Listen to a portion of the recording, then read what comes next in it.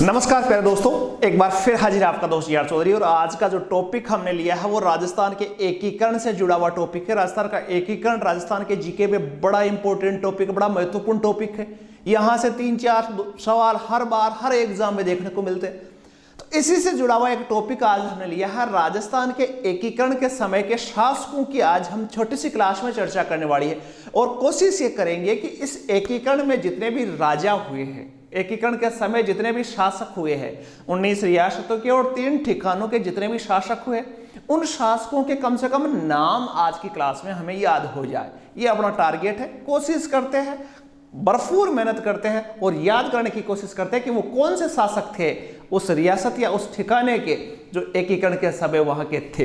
तो फटाफट हम शुरू करते हैं। और राजस्थान के बात देखो, वापस आप माइंड में सेट करना, 3 प्रकार के सवाल याद करवाने की कोशिश करेंगे। एक 1857 की क्रांति के समय शासक कौन था, ये भी बड़ा महत्वपूर्ण है। एक राजस्थान में एकीकरण के समय उस रियासत का कौन सा शासक था, और एक अंग्रेजों के साथ सहायक संधि जो 1818 के आसपास हुई थी, उस सहायक संधि के समय उस रियासत का कौन सा शासक था। 3 प्रकार की डिटेल होती है। आज हम एकीकरण की बात करने वाले, तो फटाफट देखना आप। एकीकरण के समय जो सबसे पहले शासक आए उसका नाम आपने को याद रखना है। वो शासक का नाम जो है, वो शासक करौली से हम बात करेंगे। करौली से स्टार्ट करेंगे। पहला हम श्री गणेश कर रहे हैं और करौली के शासक है गणेश पाल।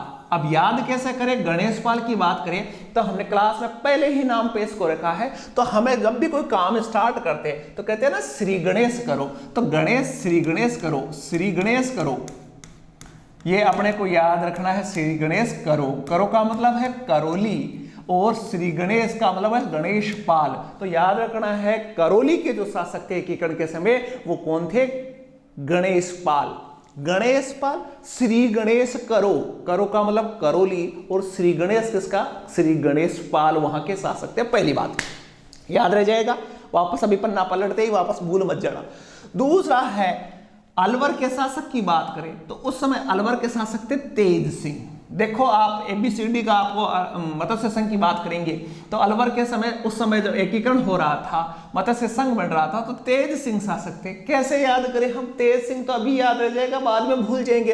तो एक नाम आता है तेजाजी से संबंधित तेजल।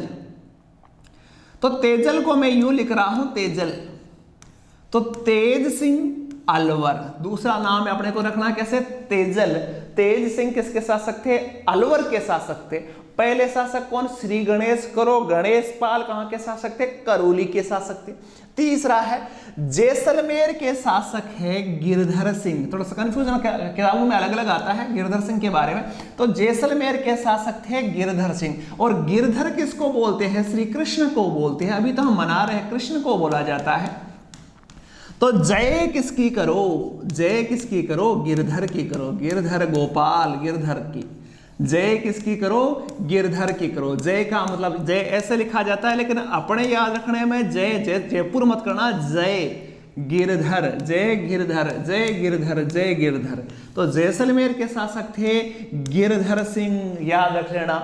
चौथे शासक थे अंबिका प्रसाद, जो कि प्रतापगढ़ के शासक थे। और इसको याद करने की ट्रिक ये है कि महाराणा जो प्रताप थे वो किसके उपासक थे, अंबिका के उपासक थे। तो प्रतापगढ़ के शासक हुए अंबिका प्रसाद। प्रताप किसके उपासक थे, अंबिका के। तो याद हो जाना चाहिए कि प्रतापगढ़ के शासक थे वो थे अंबिका प्रसाद। वापस देखना, श्री गणेश करो, पहला ट्रिक है श्री गणेश करो। श्री गणेश करो मतलब गणेश पाल जो शासक थे वो करौली के शासक थे। दूसरे शासक अलवर के, तो इसकी ट्रिक है तेजल, तेजल। तेज सिंह किसके थे, अलवर के, तेजल। तीसरा हुआ जैसलमेर, जय किसकी करो, गिरधर गोपाल की करो, गिरधर सिंह। चौथा है प्रतापगढ़, प्रतापगढ़ के शासक थे अंबिका प्रसाद, क्योंकि प्रताप किसके उपासक थे, अंबिका के उपासक थे। पांचवा याद रखना का तरीका मैं बताऊं, वंश प्रदीप सिंह थे लावा के। देखो लावा का नाम सुनते ही आपके जहन में आया होगा कि लावा जब भूकंप आता है, ज्वालामुखी आती है, तो ज्वालामुखी में लावा निकलता है। जब लावा निकलता है तो पूरे वंश के वंश है, प्रदीप मतलब दीपक है, वो बुझ जाते हैं। तो वंश प्रदीप कहाँ के, वंश प्रदीप जो दीप वंश का दीपक है वो कहां से बुझ जाते हैं, जब लावा निकलता है तो वंश प्रदीप अपने को याद रखना है। अगले शासक है कुशलगढ़। कुशलगढ़ के शासक थे हरेंद्र कुमार। हरेंद्र कुमार को अब बस आप अपने आसपास किसी न किसी दोस्त को देख लो जिसका नाम है हरेंद्र, वो बड़ा कुशल ड्राइवर मिलेगा आपको। तो कुशलगढ़ के जो शासक थे वो थे हरेंद्र कुमार। नेक्स्ट जो शासक थे डूंगरपुर। डूंगर का मतलब राजस्थानी भाषा में पहाड़ होता है, आप सबको पता ही है डूंगर पर पहाड़ होता है। और भगवान राम के भाई लक्ष्मण भी राम के साथ कहाँ चले गए थे, डूंगरू में चले गए थे। लक्ष्मण कहाँ चले गए थे, डूंगरू में चले गए थे। तो लक्ष्मण सिंह कहाँ के शासक थे, डूंगरपुर के। हुए कि नहीं याद हुए। गणेश पाल करौली के शासक। अलवर तेज सिंह आ गया। गिरधर जैसलमेर के शासक गिरधर सिंह। अंबिका प्रसाद प्रताप अंबिका के पुजारी थे। लावा से बहुत सारे वंश प्रदीप जो होने वाले थे वो डूब गए। हरेंद्र मैंने कहा कि आपका कोई ना कोई परिचित मिलेगा जो बड़ा कुशल ड्राइवर होगा। और डूंगर के ऊपर कौन चले गए थे, लक्ष्मण किसके साथ में, श्री राम के साथ में। 7 शासकों के नाम याद आ गए। अब भाई बात आती है 8वां जो रियासत है वो झालावाड़। झालावाड़ के शासक थे हरिश्चंद्र। देखो झालाओं का शासन था इसलिए झालावाड़ कहलाए, लेकिन राजस्थान में एक और होता है झाला ऐसे। झाला का मतलब बुलाना भी होता है, झाला देकर बुलाते हैं। राजस्थानी भाषा का शब्द है झाला देना। झाला मतलब बुलाना। ये इशारा जो है जैसे किसी को बुलाते हैं तो ऐसे करते हैं ना, उसी को बोलते हैं झाला।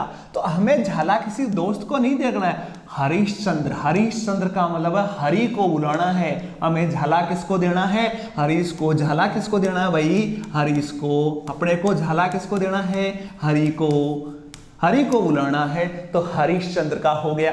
बीकानेर के शासक शार्दुल सिंह थे। शार्दुल का मतलब होता है श्रेष्ठ या शेर। श्रेष्ठ भी आता है, शार्दुल का अर्थ होता है, और शेर भी शार्दुल का अर्थ होता है। अब भाई सबसे श्रेष्ठ जो नमकीन आती है वो कहाँ से आती है, बीकानेर से आती है। श्रेष्ठ का मतलब शार्दुल, शेर, दोनों अर्थ है शार्दुल का। श्रेष्ठ भी होता है, शेर भी होता है। तो सबसे श्रेष्ठ जो नमकीन आती है वो कहाँ से आती है, बीकानेर से आती है। याद हो जाएगा। बीकानेर के शासक कौन हुए, शार्दुल सिंह। नेक्स्ट 10वीं जो रियासत थी वो कोटा, और कोटा के शासक थे भीम सिंह। देखो भीम का नाम आते ही आपके जहन में अपने आप आएगा कि वो भीम, बड़े बलिष्ठ भीमसेन का जिक्र आता है, गदाधारी भीम। और उस भीम की एक चौरी बनी हुई है राजस्थान में, ये भी आपको जीके में याद रखना, जहां भीम का विवाह हुआ था। उस भीम का विवाह कोटा में, वो जो भीम की चौरी बनी हुई है वो कोटा राज्य में बनी हुई है, कोटा जिले में बनी हुई है वर्तमान में। तो भीम सिंह जो शासक हुए वो कहां के हुए, कोटा के शासक हुए। अब भाई साहब धौलपुर की हम बात कर लेते हैं। धौलपुर के शासक थे उदयभान सिंह। तो आप सबको मैं सवाल पूछूं कि राजस्थान का सबसे पूर्वी जिला कौन सा है, तो आप सबको पता है धौलपुर है पूर्वी, और सबसे पूर्वी जिले में ही उदय होता है सूर्य। तो धौलपुर के शासक कौन हुए, उदयभानु सिंह।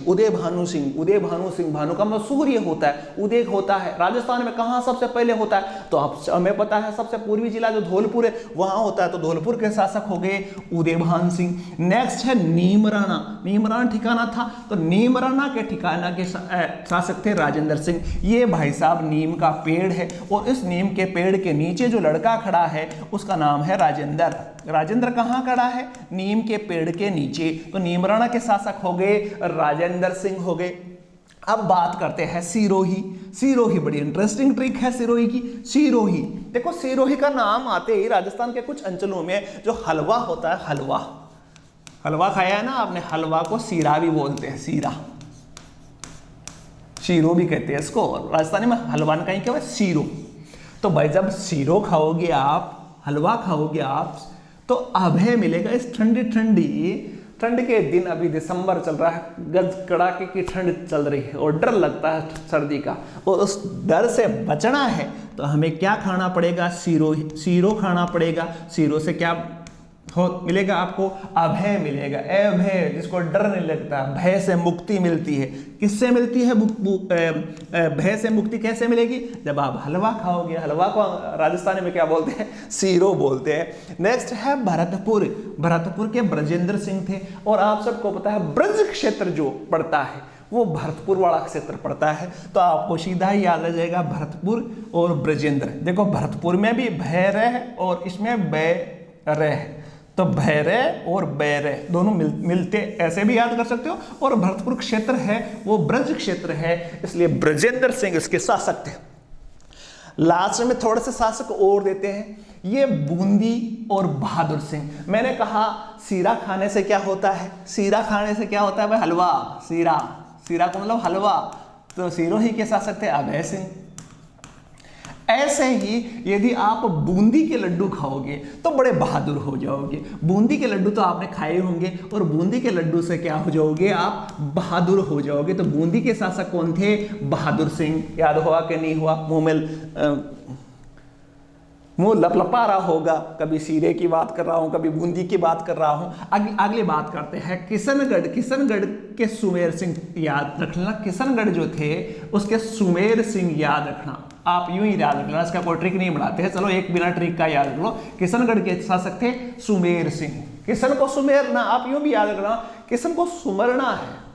किशन भगवान जो है उसको सुमिरन करना है, हरे कृष्णा किशन किशन किशन किशन किशन किशन किशन किशन, इसको क्या करना है, सुमरना है।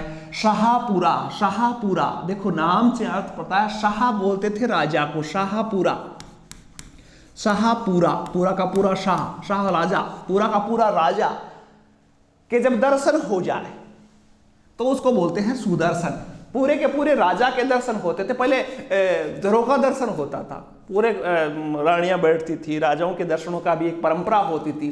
तो शाह के पूरे, शाहपुरा वैसे शाहजहां के नाम पर बना हुआ है, शाहजहां के नाम पर बना हुआ है शाहपुरा, शाहजहां।